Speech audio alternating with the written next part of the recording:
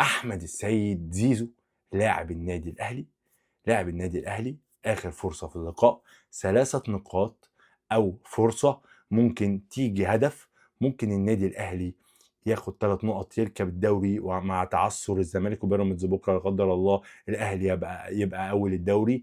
احمد السيد زيزو تصرف غريب جدا جدا جدا، فاول خطير، فاول ممكن يعطي الاهلي 3 نقط. طبعا كان في فاول بتاع شيكابالا امام سموحه جاب 3 نقط. شيكا طبعا زيزو ما يقدرش يعمل الحاجات دي، صعب عليه، هو اخره اللاعب بالونه بيرفع عرضيات فقط. زيزو ضيع هذه الكوره.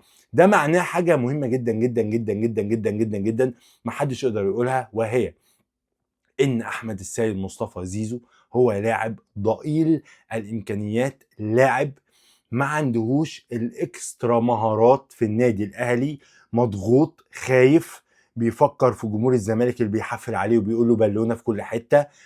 زيزو ضيع هذه الكوره، ما عندهوش مهارات التصويب، مهارات الواحد ضد واحد، الافكار. زيزو لاعب ضئيل جدا جدا في مصر، ومع ذلك هو بيتقاضى حوالي 80 مليون جنيه. مع ذلك هو بوظ اوضه اللبس في النادي الاهلي، وفي لعيبه كتير جدا جدا بتصوت وعايزه اكتر من زيزو. امام عاشور طالب 80 مليون جنيه.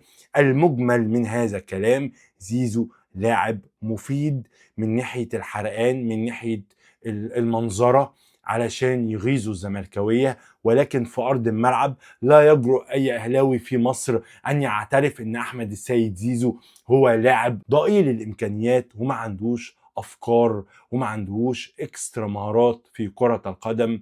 الف مليون مبروك، الف مليون مبروك التعادل مع زد. لايك مهم جدا، وجهة نظركم ممتازة جدا الفيديو، فولو متابعة، سلام.